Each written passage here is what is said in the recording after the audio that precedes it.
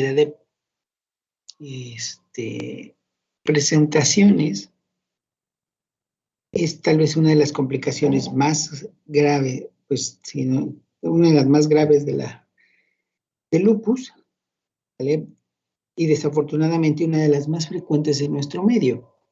Del tener lupus, una de las situaciones que más habrá que cuidar y más habrá que tener miedo en nuestro país es de la afección renal, ya que la afección renal sabemos que en gente latina tiende a ser mucho más grave que en los caucásicos, que por cuestiones genéticas la afección del lupus en nuestra población tiende a ser mucho más frecuente, con presentaciones usualmente más graves, habitualmente con menos tasa de respuesta a tratamiento, y pues es una de las principales causas de pacientes que se encuentran en lista de espera de trasplante, al menos de las que sí llegan a estar en lista de espera, pues una de las cuestiones más frecuentes es el lupus, ¿no? Sabemos que el lupus es una enfermedad multisistémica que puede afectar cualquier órgano, y que la afección principal o la afección clásica es la afección mucocutánea articular. Esta afección cutánea tan clásica que se describe del eritema, el eritema facial, el eritema en ala de mariposa, que es un eritema que respeta los surcos y que pues las primeras personas que hicieron las primeras descripciones de la enfermedad le encontraban cierta semejanza a la cara del lobo, ¿no? De ahí el nombre de lupus. Sabemos que realmente lupus significa lobo, que de ahí viene el nombre. Sabemos que del 60 al 75% de los casos de personas con lupus tienen manifestaciones renales, que las manifestaciones a nivel del riñón representan más de la mitad o 2/3 partes de todos los lupus, que cuando hablamos, que es tan importante que pues es parte de los criterios de clasificación. Para hablar de nefropatía lúpica estamos hablando de la presencia de una proteinuria persistente mayor de 0.5 gramos al día o más de 3 cruces en una tira reactiva, más la presencia de cilindros anormales, eritrocitarios, hemoglobinúricos, cilindros granulosos. Y la presentación de la nefropatía lúpica va a variar desde una proteinuria leve asintomática hasta una glomerulonefritis rápidamente progresiva que requiera ingreso a trasplante renal en muy poco tiempo. Entonces, cuando hablamos de la afección renal, es la tercera afección más frecuente después de la piel y mucosas y las articulaciones. Entonces, lupus afecta primero que nada piel, mucosas, primera, con mayor frecuencia. Segundo órgano en frecuencia afectado son las articulaciones, y el tercero es el riñón. Aquí están los criterios de clasificación. El criterio número 7 de clasificación correspondía a la nefropatía lúpica, al menos en la clasificación clásica. Ahora sabemos que existen modificaciones a los criterios de clasificación, y aún así seguimos manteniendo los criterios de compromiso renal en mayor de 500 miligramos de proteinuria en 24 horas o hematuria como un criterio de clasificación. Bueno, en términos generales, la importancia de la nefropatía lúpica es que, pues, mira, cuando aparece afección renal en el lupus, sabemos que es un lupus con mal pronóstico, que la sobrevida a 10 años de una persona con nefropatía lúpica es de aproximadamente el 88%, del 3 al 10% de los lupus debutan con afección renal, y aproximadamente un 20% de estas nefropatías lúpicas van a progresar hacia una enfermedad renal terminal. Esto cobra relevancia, sobre todo tomando en cuenta la epidemiología del lupus. Estamos hablando de mujeres muy jóvenes, estamos hablando de mujeres que tienen edades alrededor de, que se diagnostica el lupus alrededor de los 20 años.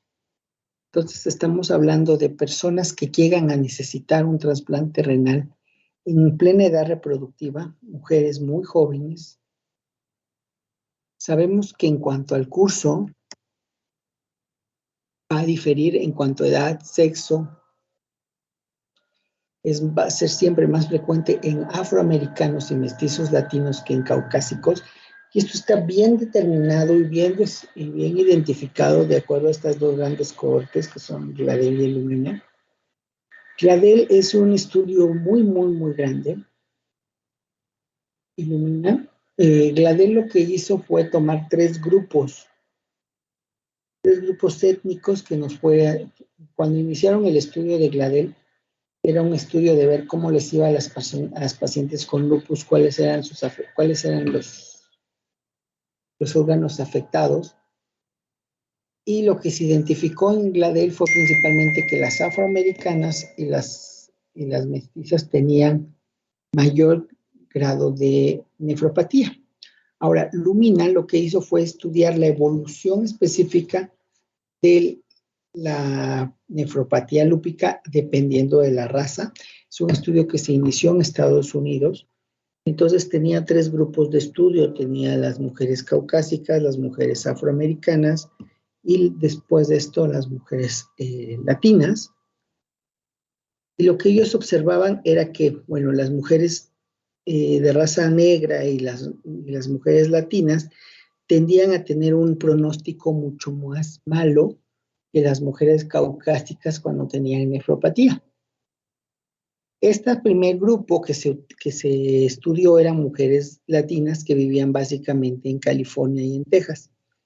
Entonces lo que hizo el grupo, entonces ahí entraba una variable que hacía mucho ruido al estudio, era el estatus socioeconómico. Sabemos que tradicionalmente el estatus socioeconómico de las mujeres caucásicas es mucho mejor de las caucásicas que viven en Estados Unidos comparado con las latinas y con las afroamericanas. Entonces, para quitar este sesgo de la que es el grupo social o el acceso a la salud, hicieron un segundo grupo que incluyó a mujeres mestizas de Latinoamérica, a latinas de Latinoamérica, principalmente de Puerto Rico. Entonces, una vez que se incluyó a las mujeres de Puerto Rico, se volvió a hacer una nueva corte y un nuevo subanálisis, y se vio que a pesar de que las mujeres vivieran en Puerto Rico, sean latinas que vivían en Puerto Rico, que tenían un nivel de vida muy similar a las caucásicas que habían estudiado, a pesar de quitar ese factor de la clase socioeconómica, persistía el mal pronóstico en las latinas. Esto a que lleva a que realmente es una cuestión genética, lo que hace que en la gente latina y en las afroamericanas, el lupus sea más malo a pesar de eso, sin importar lo que es la clase socioeconómica. Entonces, ante cualquier mujer con lupus que tiene proteinuria o tiene eritrocituria, una vez que confirmamos que la eritrocituria es de origen glomerular, es decir, que tiene eritrocitos dismórficos o cilindros hemáticos, sabemos que existen ciertos factores de mal pronóstico. Factores de mal pronóstico demográficos, la raza, sabemos que al mestizo latinoamericano y al afromexicano le va a ir mucho más mal. Sabemos que el masculino, sabemos que el lupus es muy poco frecuente en el varón. Por otro lado, sabemos también que si por alguna razón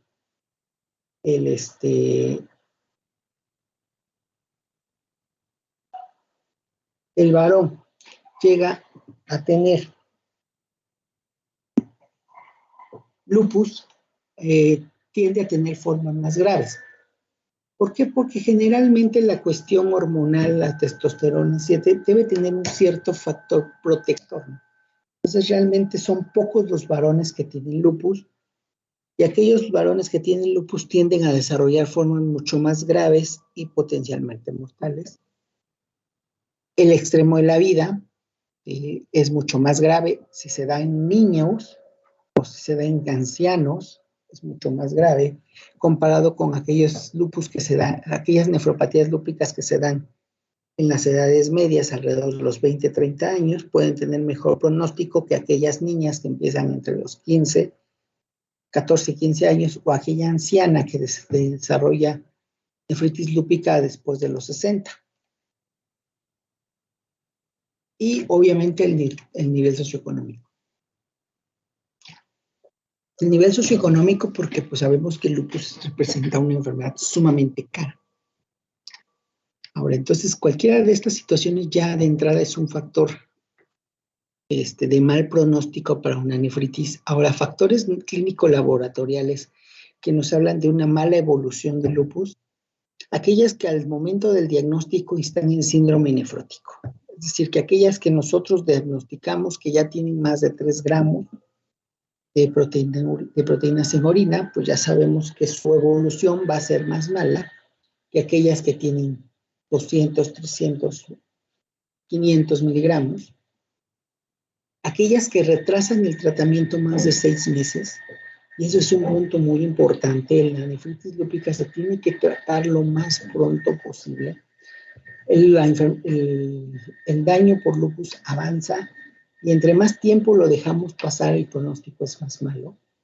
Aquellas que debutan con hipertensión severa, aquellas que persisten anémicas, aquellas que persisten con niveles muy bajos de complementos.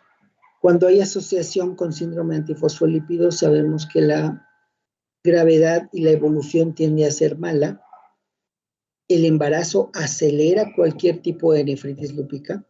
Entonces, aquí lo que se espera es que para que una mujer con lupus pueda embarazarse, tiene que estar en remisión completa. Entonces, obviamente una mujer que se embaraza con un lupus activo va a tener un pronóstico muy malo. Para que esa mujer pueda llevar un embarazo exitoso, tanto para ella como para el producto, requerimos que la persona lleve por lo menos 6 meses sin actividad de lupus. Entonces, existe la posibilidad de que tengamos una jovencita de 13, 14 años que debuta con un lupus muy grave, que le damos tratamiento, que logramos llevarlo a la remisión y una vez que llega a los 20, 22 años quiere embarazarse. Si la persona tiene más de 6 meses en remisión completa, se puede embarazar y puede haber un embarazo exitoso y ahí no tendría por qué considerarse un factor de riesgo. El problema es que esa misma jovencita de 15 años decide embarazarse a los 16, todavía con actividad de lupus, el pronóstico va a ser terrible, tanto para la pérdida gestacional como para la pérdida del riñón. Entonces, la mujer con lupus se puede embarazar siempre y cuando escojamos el momento adecuado. Entonces, el embarazo es un factor de mal pronóstico en la nefritis lúpica si la nefritis está activa. Y obviamente aquellas que ya tienen azuados elevados, sabemos que el pronóstico es malo. Sabemos que para que la creatinina se eleve, nosotros ya debemos haber perdido por lo menos el 50% de nuestros glóbulos funcionales.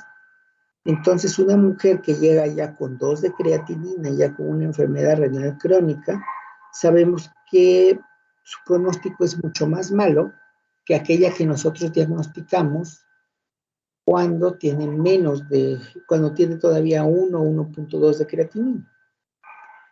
Ahora, a nivel de la biopsia, existen, cuando los patólogos hacen una biopsia renal para el lupus, se pueden calcular índices de actividad e índices de cronicidad. Si tiene un índice de actividad mayor de 7, es decir, que está muy activa, el pronóstico es reservado.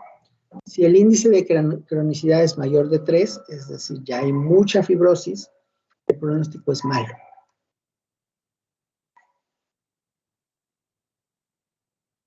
Ahora, en cuanto a los cuadros clínicos, es sumamente variable la forma en la que se puede presentar la nefritis lúpica, desde una forma silente e indolora, que si no es porque nosotros la buscamos intencionadamente en laboratorio, no se dan cuenta.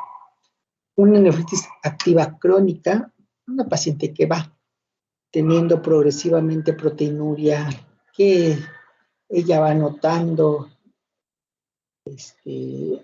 espuma en la orina, que se va edematizando progresivamente. Una rápidamente progresiva, aquella que avanza muy rápido. Una que puede ser un nefrótico puro, que simplemente la paciente está hinchada, con azuados normales, o una insuficiencia renal progresiva, un cuadro muy similar a la nefritis, a la nefropatía diabética. Sabemos que concomitantemente a esto puede haber otras situaciones, y pues también puede ser que la nefropatía esté inducida por medicamentos. Acuérdense que estas mujeres toman gran cantidad de AINES, pues habrá que tener mucho cuidado con el AINE, cuando sí, cuando no y cuando hay que quitarlo. Igual con el diurético, puede ser que tengan hipertensión, entonces el daño no solo va a ser por lupus, sino también por la hipertensión. En las mujeres con SAF puede darse el caso de que pueda tener una trombosis de la vena o de la arteria renal, y algunas de estas simplemente se van a manifestar por acidosis tubular renal. Entonces, las manifestaciones generalmente guardan relación directa con el compromiso glomerular.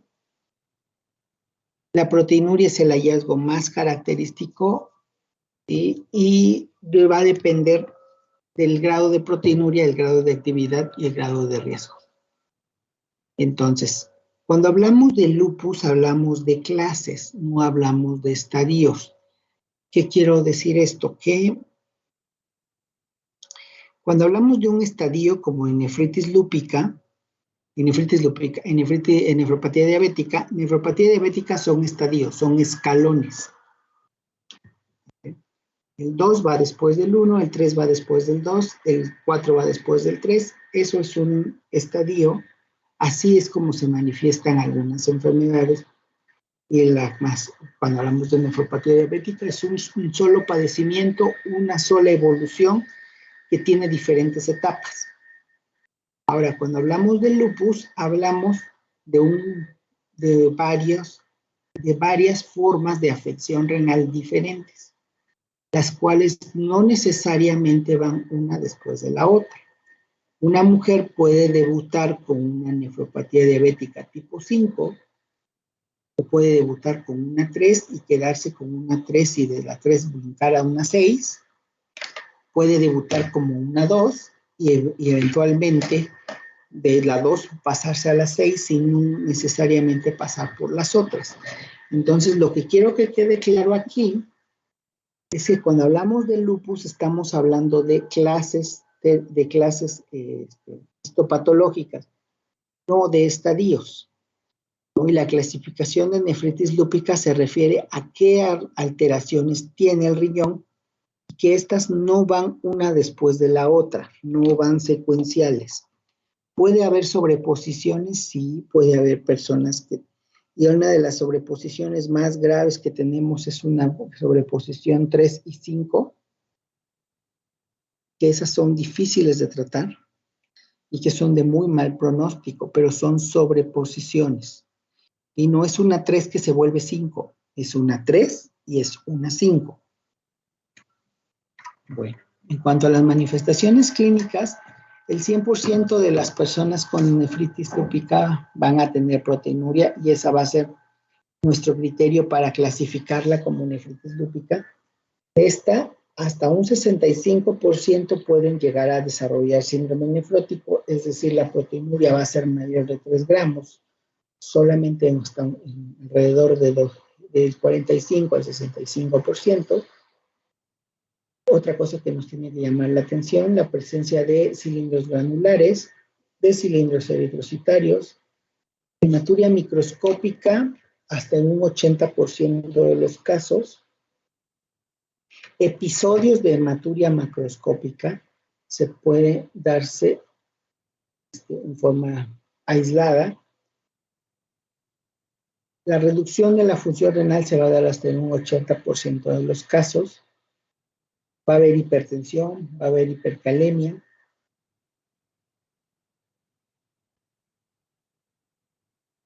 Entonces, la mujer que tiene lupus, pues independientemente de que nos va a buscar por qué le duelen las articulaciones, por qué se siente fatigada, por qué tiene zonas de alopecia, por los cambios cutáneos en su cara o por la presencia de placas de lupus subagudo en alguna otra parte del organismo, cuando nosotros tenemos que sospechar que esta paciente puede tener una nefropatía, pues aquellas que tienen un aumento de peso súbito, ¿no? Que empiezan a retener líquidos. Aquellas que tienen hipertensión arterial que es difícil de controlar. Y recordemos que hipertensión de difícil control se define como aquella que necesita más de 2 medicamentos a dosis plenas. O el edema. Y aquí tenemos el edema de manos, el edema periorbitario, que es muy característico.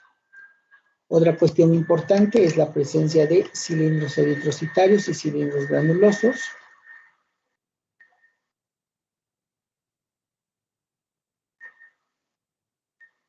La hipertensión se puede ver hasta en un 50% de los casos, siempre siendo más frecuente y más severa en los casos de nefropatía 3 o 4, que son los más graves. La disminución de la tasa glomerular se va a ver entre un 40 a 80% de los casos. Y aquellos que de pronto hacen falla renal aguda, tenemos que descartar una tipo 4, una trombosis capilar, una trombosis intersticial o una trombosis de los vasos. En cuanto a la patogenia del lupus, es sumamente compleja. Sabemos que intervienen factores genéticos principalmente. Mutaciones del C1Q, del C2, del C4Q, ciertos tipos de HLA, sobre todo el D2 y el D8, son los que más se han visto relacionados. Mutaciones en cuanto al la producción de interleucina 10. Esto más un factor ambiental. Entonces, para que exista el lupus debe haber una predisposición genética más un factor ambiental. El factor ambiental más frecuentemente relacionado es la exposición a los rayos ultravioleta, es decir, a la luz solar. Prácticamente eso sería casi imposible evitarlo. Aquí es muy importante saber que entre más exposición y más tiempo y mayor ha sido la exposición a los rayos ultravioleta, mayor hay actividad de lupus. Muchas veces hasta se puede hacer la relación tiempo-actividad. Pacientes que llegan porque de pronto empiezan a hacer actividad de lupus, de un lupus que lleva años controlado, y cuando preguntas qué pasó, no, pues se fueron a la playa, no, pues se fueron de día de campo. Y entonces esa exposición a la luz ultravioleta desencadena el ataque de lupus. Factores genéricos, sabemos que los estrógenos favorecen los procesos de autoinmunidad. En cuanto a infecciones, ha habido una serie de virus que se han tratado de relacionar. El más relacionado es el Epstein-Barr, aunque pues también se ha relacionado a citomegalovirus, se ha relacionado con algunos tipos de parvovirus, se ha relacionado incluso con algunas bacterias bucales, bacterias orales, que es de la flora sapófita. Esto nos va a desencadenar una respuesta inmune anormal, el desarrollo de autoanticuerpos. Esos autoanticuerpos se unen al antígeno, es decir, a nuestros propios tejidos, desencadenando una respuesta inflamatoria, que es lo que nosotros vemos. ¿Vale? Cuando la paciente con lupus está muy activa, tenemos un proceso inflamatorio que es el que hay que atacar. y obviamente esto va a dejar un daño. ¿A qué voy con esto del daño? Que muchas veces se quieren tratar al lupus ya no por el lupus, ya no por la actividad inflamatoria, sino por el daño. Obviamente una mujer que ya tuvo un EBC por el lupus, ¿qué le voy a hacer? ¿No? Darle rehabilitación. Una persona que ya perdió el riñón por el lupus, ¿qué queda? Buscarle un trasplante. Una persona que tiene fibrosis pulmonar por lupus, ¿qué nos queda? Darle oxígeno. Entonces, aquí hay que tener muy en cuenta que el momento de tratar a las pacientes es acá, cuando tenemos inflamación. Si nosotros identificamos a la paciente y le damos tratamiento oportuno, vamos a evitar llegar a esto. Incluso las escalas de lupus, hay escalas de actividad, como el SLEDAI, y hay una modificación para México que es el MEX-SLEDAI, y hay escalas para valorar daño.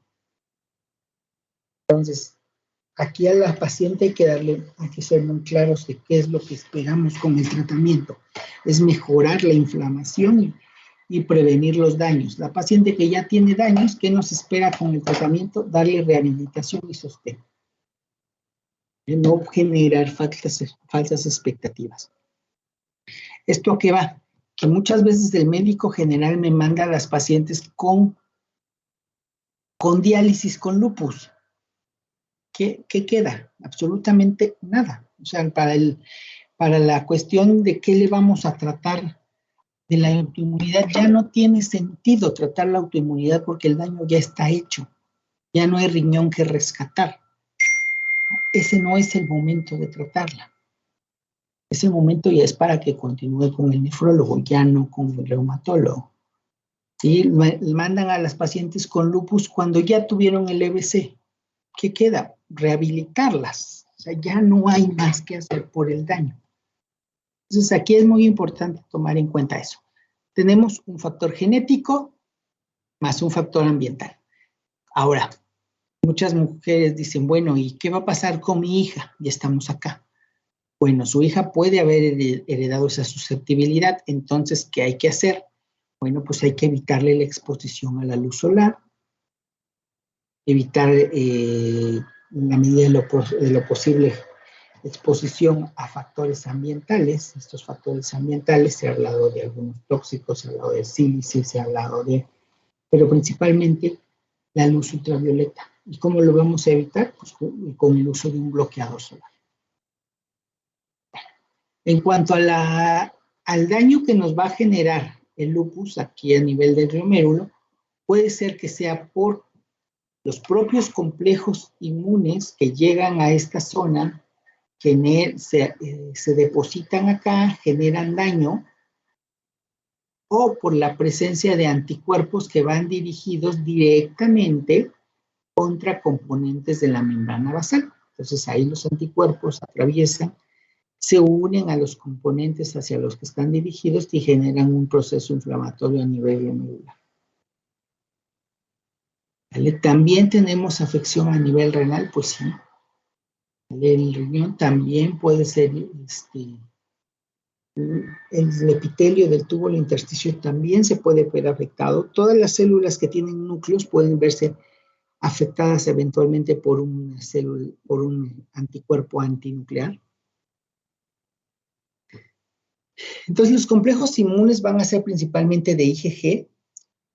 El anti-DNA de doble cadena es un marcador importante de actividad del lupus. Incluso se habla de que si tenemos niveles bajos de anti-DNA de doble cadena, es poco probable que tengamos afección renal.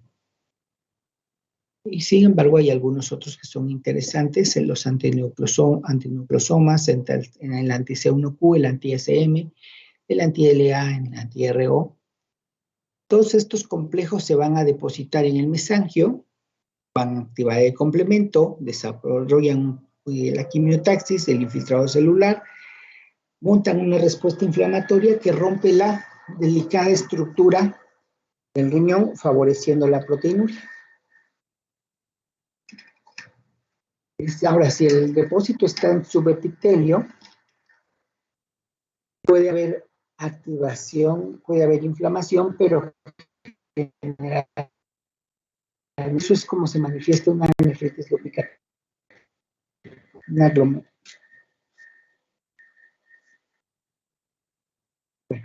Entonces, como consecuencia del depósito de inmunocomplejos, pues vamos a desarrollar nuestra cadena inflamatoria.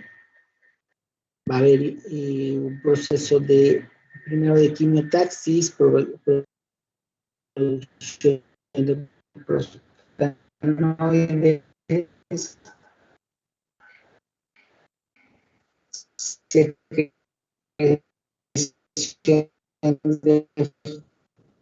de leucinas proinflamatorias, síntesis de la cadena un daño, y finalmente ese daño desencadena hacia presión mesangial, que evoluciona a fibrosis y a pérdida del funcionamiento renal. Bueno, todo esto está ocurriendo en mi riñón, pero pues obviamente es algo que yo no estoy viendo, que yo no estoy palpando, que yo no puedo ver. Entonces, en una mujer que ya tiene diagnóstico de lupus, que tenemos proteinuria, que nosotros tenemos aquí sí vale la pena hacer la biopsia para la clasificación morfológica, para hacer la clasificación morfológica, clasificar índices de actividad, cronicidad, sobre todo sabiendo que el índice de actividad y cronicidad van a marcarnos la pauta del tratamiento. Si tenemos mucha actividad, vamos a tratar. Si lo que vamos a encontrar es sobre todo cronicidad, ya no vamos a tratar, porque ya es un daño que ya está hecho. Obviamente documentar el daño renal, diferenciar de otras posibles complicaciones renales. Cuando no tenemos una buena respuesta al tratamiento, hay que rebiopsiar, o cuando tenemos sospecha de transformación de clase. Ya sabemos que una muestra ideal son 10 glomérulos, una muestra adecuada son 10 glomérulos, una muestra ideal al menos 20 glomérulos.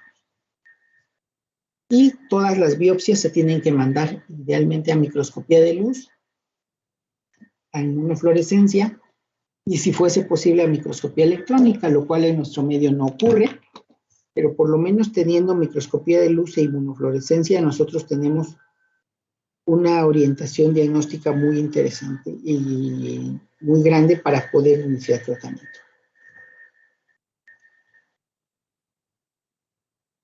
Ya habíamos hablado de que es difuso, que es global, que es segmentario. Ya sabemos que es hipercelularidad. Ya sabemos que es proliferación endocapilar, que es una proliferación extracapilar. ¿Cuáles son las lesiones en asa de alambre? Que las lesiones en asa de alambre, pues también son lesiones muy interesantes y que nos hablan de mucha actividad.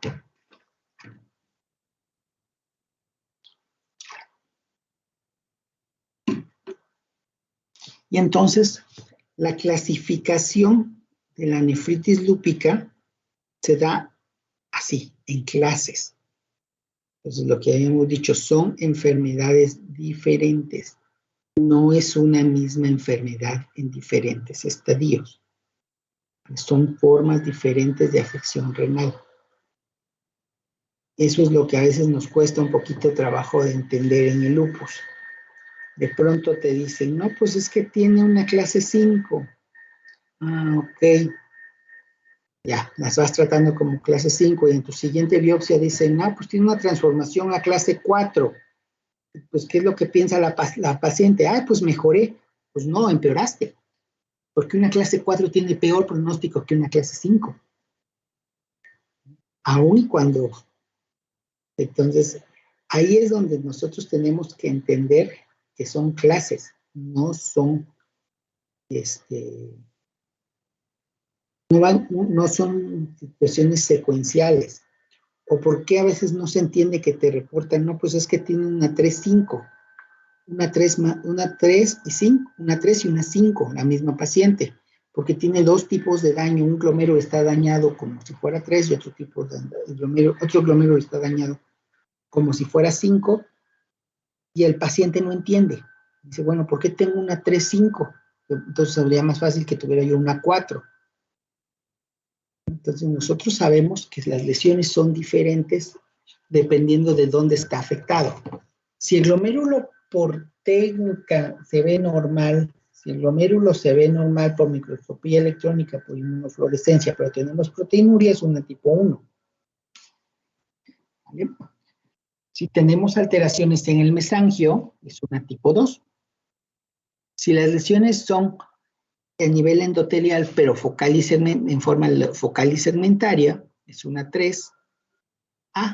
Si es una focal proliferativa, es decir, que está global, que afecta más del 50%, es una 3B. Ahora, si es una proliferativa difusa, estamos hablando de una tipo 4.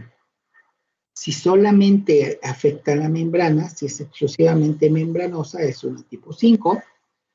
Y si nosotros encontramos un riñón ya solamente datos de esclerosis, yo no puedo saber cuál fue el origen del daño. Entonces es una tipo 6, es una esclerosante. Entonces, cuando hablamos de la tipo 6, estamos hablando prácticamente de una secuela del daño. ¿Vale? Cuando hablamos de una nefritis tipo 6, estamos hablando de un riñón perdido. Yo no puedo saber qué le pasó antes. A mí no hay forma que me puedan decir, no, pues es que antes de esto él tuvo una, 1, 2, 3, no lo sé. Simplemente en ese momento lo encuentro así. Bueno. Esto va a depender de dónde están los depósitos, si están en el subepitelio membranoso, si están en el subendotelio, dependiendo de su extensión, puede ser focal o difusa. Si está en el mesangio es tipo 2. Dice mesangial mínima o sin cambios, es una tipo 1. La más frecuente en nuestro medio, desafortunadamente, es la tipo 4, que es la que tiene peor pronóstico. Bueno, esta es la clasificación más actual, la que utilizamos con mayor frecuencia, que es la de la Sociedad de Nefrología. Si vemos, tiene muchas similitudes con la de la WHO. Y aquí, sobre todo, la 3 te la divide en 3A o 3C, que depende de que si es 3 activa o 3 crónica. ¿Vale? Y ahí es muy importante hacer esa diferenciación. Ya hemos platicado por qué. Porque mientras esté activa la lesión se va a tratar. Mientras sean lesiones crónicas, pues es poco lo que podemos hacer. Ahora, la tipo 4 es todavía más complicada. ¿Vale? Si está proliferativa segmentaria, si es global. Todo eso ya lo hemos platicado, ya sabemos que es global, ya sabemos qué significa segmentario. Y de acuerdo a las combinaciones de eso, más el hecho de que estén activos o crónico, tenemos una nefritis tipo 4, todas sus subclasificaciones. Una tipo 5, pues obviamente habla exclusivamente de membrana y del subepitelio. Y la tipo 6 es cuando vamos a encontrar el daño extenso, ya sin actividad residual. Bueno, ahora, aparte de eso, de que me clasifiquen, me digan qué clase de nefropatía lúpica tengo por inmunofluorescencia, dónde están los depósitos, el patólogo habitualmente me da un índice de actividad y cronicidad dependiéndose de los hallazgos. De todos estos hallazgos, los hallazgos del lado derecho me están hablando de actividad, de que ese riñón está inflamado, de que hay mucha enfermedad activa, de que hay que tratar. Y de estas, lo más importante son las medias lunas,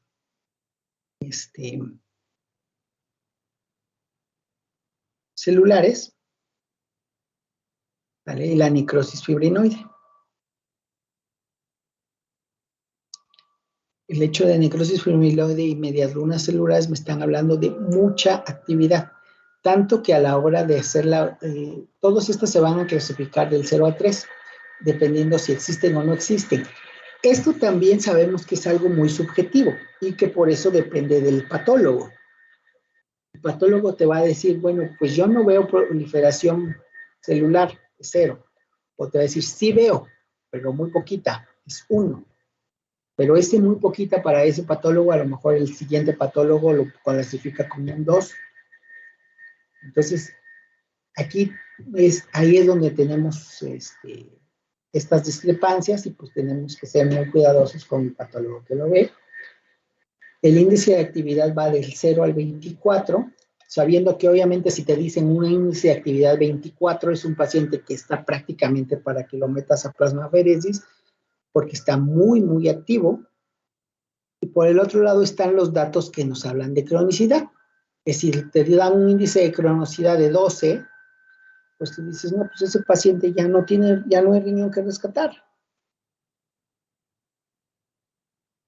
Ahora, puede haber, siempre te van a dar ambos, ¿eh? Y hay pacientes que de pronto te dicen, no, pues índice de actividad de 12 con un índice de cronicidad de 8. Ahí tenemos ahí entramos en una disyuntiva. Es poco el riñón que voy a rescatar, pero pues sí hay algo que rescatar. O a veces te dicen, no, pues es que hay un índice de cronicidad de 11 con una actividad de 3. Pues ya es mínima la actividad y es poco lo que voy a rescatar. Entonces, para eso nos sirven estos índices, para eso tomamos la biopsia y generalmente es lo que se recomienda en una persona con lupus, tomar una biopsia renal. Una persona con lupus con nefritis se recomienda tomar la biopsia porque realmente eso nos va a guiar el tratamiento. ¿Preguntas hasta aquí?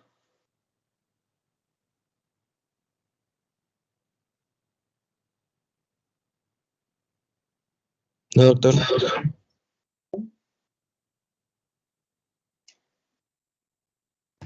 Doctor, la biopsia entonces se tomaría desde el momento del diagnóstico y como cada cuánto tiempo se tendría que tomar para evaluar el progreso del paciente. Bueno, la biopsia se toma al momento del diagnóstico y se vuelve a tomar solamente en caso que tú sospeches recaída o que no tengas una adecuada respuesta.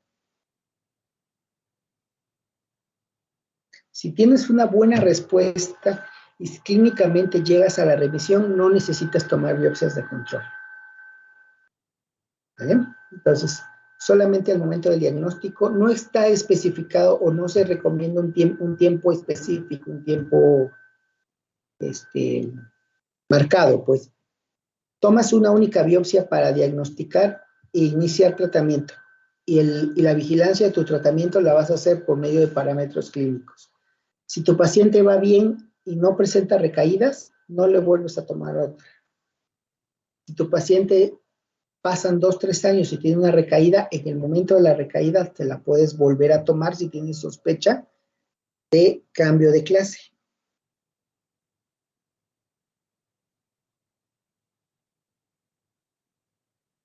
Bueno. Ya habíamos comentado, lo más interesante es que son clases, ¿no? Son puntos de evolución diferentes, son caminos de evolución diferentes, no es la misma enfermedad. Eso es lo que luego, de verdad es lo que no acabamos de comprender ni los médicos ni los pacientes. No son estadios. Puede haber sobreposiciones morfológicas, que eso es lo que nos da más complicaciones al tratamiento. Porque son cosas diferentes las que voy a esperar en una 4 a lo que voy a esperar en una 5. Entonces, cada una de mis...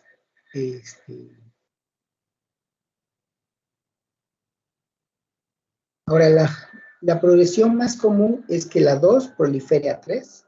Eso se da con más frecuencia. Y que la 4 o 5 prolifere hacia 6. Realmente la que tiene más mal pronóstico es la tipo 4. Bajo tratamiento, una lesión tipo 4 puede volverse 5, ¿sí?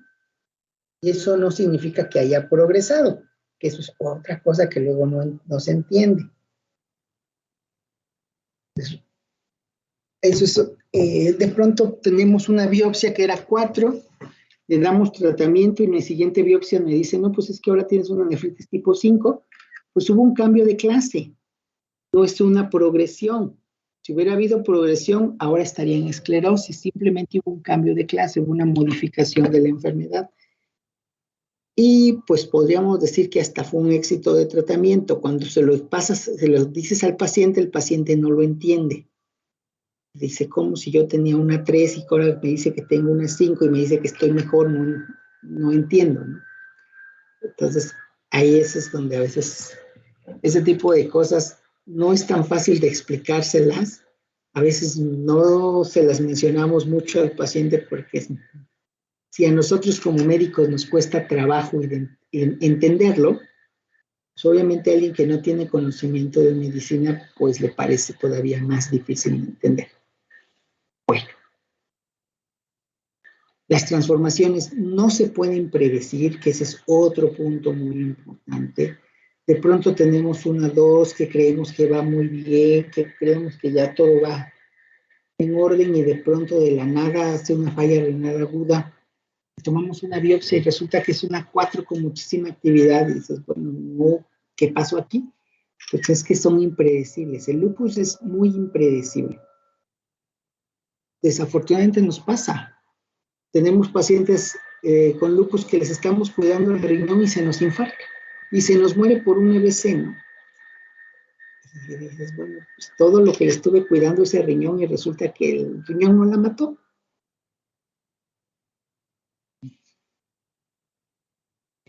Hay lesiones intersticiales, que esas no se clasifican todavía. La clasificación es para las lesiones glomerulares.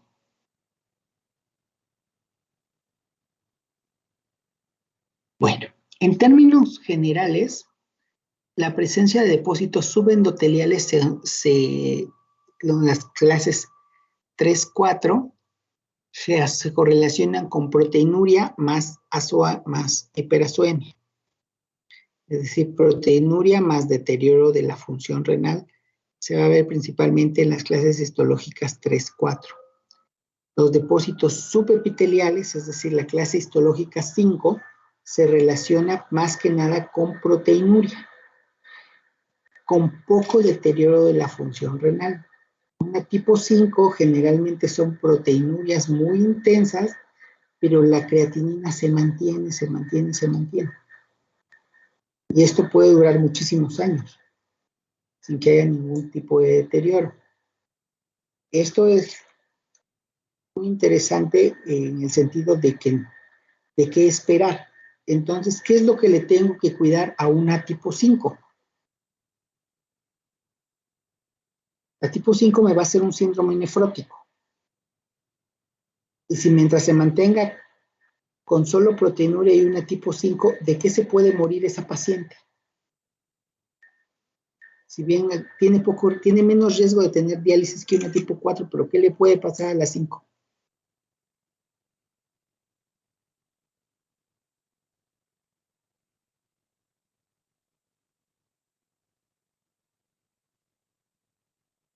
¿Qué es lo que le tengo que cuidar o de qué se va a morir una paciente con una nefritis tipo 5?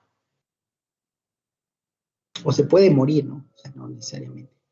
¿Qué es lo que le tengo que cuidar?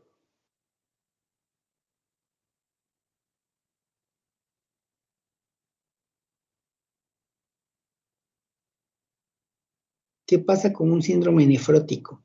¿Cuáles son los componentes del síndrome nefrótico? Ya habíamos hablado de cómo se da un síndrome nefrótico, ¿no? Síndrome nefrótico, lo que va a dar el tipo 5 es un síndrome nefrótico, es mucho edema, el edema nos da sobrecarga, hay hipoalbuminemia a nivel sistémico, la albumina está baja. ¿Y qué hace el hígado cuando tenemos albumina baja? Ya no puede mantener la osmolaridad, empieza a liberar ácidos grasos. Entonces tenemos dislipidemia. ¿Y cuál es la complicación de la dislipidemia?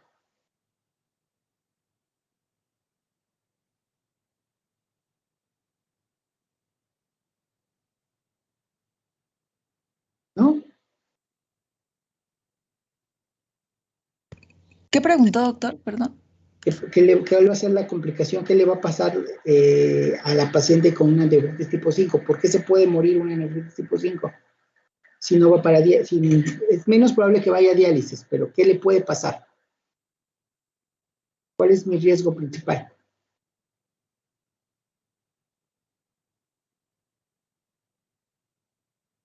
Pues una insuficiencia renal. No. Eso es de la 4. Sí, también la 5 puede llegar, ¿no? O sea, pero ¿cuál sería mi riesgo más evidente, más inminente?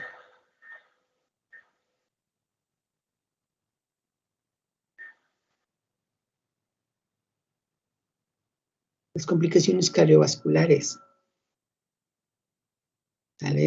La nefritis tipo 5 tira muchísimas proteínas y hace un síndrome nefrótico muy severo, con una dislipidemia muy difícil de controlar. Entonces, una paciente con una nefritis tipo 5, más bien lo que hay que cuidarle es que no se me vaya a infartar o no me vaya a dar un EBC antes que la diálisis. También eventualmente puede llegar a diálisis, ¿no? Porque también va a haber deterioro, aunque el deterioro es más lento. Lo que habíamos comentado, si el depósito está en el subendotelio, el deterioro es más rápido. Por eso es que las tipos 3 y 4 son las que pueden manifestarse como rápidamente progresivas. La tipo 3 no necesariamente se va a manifestar como una rápidamente progresiva, pero sí nos va a llevar finalmente, nos puede llevar igual a la muerte.